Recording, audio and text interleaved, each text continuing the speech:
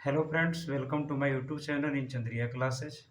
दोस्तों, आज मैं आप लोगों को ट्रायंगल्स बताने जा रहा हूँ। ठीक है। ट्रायंगल्स जो होता है थ्री साइड से मिलकर बनता है, और ये थ्री साइड्स है क्या? एक्चुअल में ये लाइन सेगमेंट है। तो triangle is a closed figure made up of three line segment, यानी कि तीन रेखाखंड से घिरे हुए आकृति को क्या कहा जाता है? ट्रायंगल्स कहा जाता है। ये एक क्लोज्ड फिगर होता है। और जब ट्रायंगल होगा तो इसके अंदर थ्री पॉइंट्स होगा। कौन कौन सा? ए, बी और सी। वर्टिसेज जो होता है ए बी सी को कहते हैं, जहाँ पे ये लाइन ज्वाइंट्स होती है। जैसे इधर से ए बी आया, इधर से ए सी आया। ठीक है। तो इसमें थ्री वर्टिसेज होता है, थ्री साइड्स होते हैं, ए बी बी सी और सी।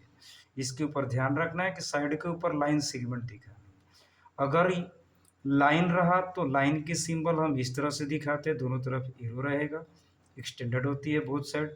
लाइन सेगमेंट क्या होता है? तो लाइन का पार्ट होता है। रे क्या होता है? तो सिर्फ वन डायरेक्शन में ये मूव कर सकती है। अब बात करते हैं एंगल के बारे में। अब एंगल को लिखते कैसे? मैक्सिमम लोग को एंगल के बारे में पता ही नहीं होता। अब जैसे मान लो एग्जांपल ए के बारे में बात करूं, तो एंगल ए को सिंगल लेटर से भी लिखा जा सकता है। और एंगल का सिंबल क्या होता है? जस्ट लाइक एल की तरह होता है, लेकिन थोड़ा सा टिल्टेड होता है, यानी कि थोड़ा सा टेढ़ा लिखा जाता है। तो ये एंगल का नोटिफिकेशन है। अब बात करते हैं कंप्लीट नाम कैसे लिखेंगे? बी ए सी। देखो, जिस एंगल की बात किया जाएगा ना, उसको बीच में रखा जाता है। आप बी ए सी बोल लो या फिर सी ए बी बोल लो। ठीक है। ये तीनों ही नाम किसके लिए? एंगल ए के लिए। उसी तरह से आप बी सी ए भी लिख लेना, बी सी भी लिख लेना। अब बात करते हैं, अगर पूछा जाता है कि आपसे how many types of triangle, तो बच्चे इसमें कंफ्यूज होते हैं। अगर टोटल पूछा जाए टाइप्स ऑफ ट्रायंगल, तो 3+3, यानी कि आप ये बताओगे कि 6 हो गए। तो ये 3+3 लिखने के कारण क्या होगा? तो ट्रायंगल को बेसिकली हम डिवाइड करते हैं टू टाइप्स में। First, on the basis of side. Second, on the basis of angle. यानी कि हिंदी में बात करूं तो भुजा के आधार पर और ये कोण के आधार पर बांटा गया है। अब देखो, on the basis of side के बारे में बात करूं तो इक्विलेटरल ट्रायंगल, आइसोसेलस और स्केलन ट्रायंगल, ये तीन ट्रायंगल, और ये ट्रायंगल का सिंबल है। ठीक है। अब बात करते हैं on the basis of angle के ऊपर, तो ये होगा right angle, obtuse angle, acute angle. यानी कि एंगल के अनुसार थ्री हो गया और साइड्स के अनुसार थ्री हो गया। हिंदी के आधार पर बात करूं मैं, तो भुजा के आधार पर समबाहु, समद्विबाहु और विषमबाहु। कोण के आधार पर समकोण, अधिकोण और न्यून कोण। अब आगे चलकर हम एक एक ट्रायंगल्स के बारे में डिस्कस करेंगे। अब नेक्स्ट बात करने जा रहा हूं आपसे on the basis of side, भुजा के आधार पर। पहले बात किया इक्विलेटरल ट्रायंगल, यानी कि समबाहु त्रिभुज। ये क्या होता है इक्विलेटरल ट्रायंगल? वैसे ट्रायंगल जिसमें तीनों साइड इक्वल हो। जैसे एग्जांपल के तौर पर मैंने आपको दिखाया 10 centimetre, 10 centimetre, 10 centimetre. It means that कि ए बी बराबर बी सी बराबर ए सी। अगर तीनों साइड इक्वल हो तो इक्विलेटरल ट्रायंगल बोलेंगे, या फिर समबाहु त्रिभुज। अब आइसोसेलस क्या होता है? जिसमें कोई भी दो साइड इक्वल होगा। जैसे यहाँ पे देखो, ए बी और ए सी को मैंने इक्वल लिया है, 10 सेंटीमीटर, 10, कुछ भी वैल्यू ले सकते हो। ठीक है। तो ए बी बराबर ए सी, और दूसरे तरीके से क्या दिखा सकते हो? ए बी बराबर A C but not is equal to B C. अरे कोई जरूरी नहीं कि ऊपर वाली दो साइड लेना है, कोई भी आप दो साइड ले सकते हो। ठीक है। तो ये रहा आइसोसेलस। और हिंदी में नाम ही है समद्विबाहु। समद्विबाहु का मतलब क्या होता है? सम मतलब बराबर, बाहु मतलब कि भुजा, द्वि मतलब कि दो, यानी कि जिसकी दो भुजाएं हों।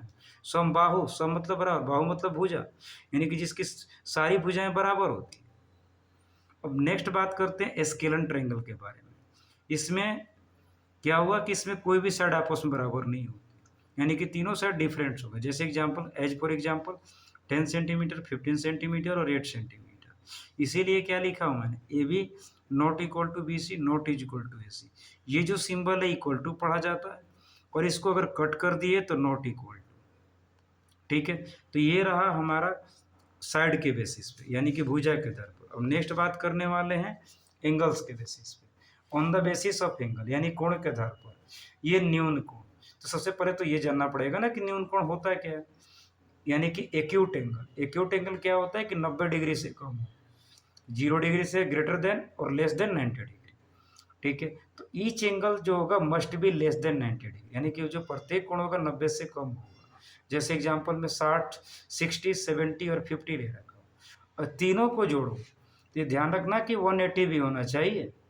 अगर 180 से आपने अगर मान लो कोई और एंगल ले लिया, 40 ले लिए होते, तो ये ट्रायंगल पॉसिबल नहीं होते। तो इसीलिए लिखा हूँ मैंने क्या, ASPT, angle sum property of triangle, यानी कि त्रिभुज के तीनों कोणों का सम कितना होता है, 180 डिग्री।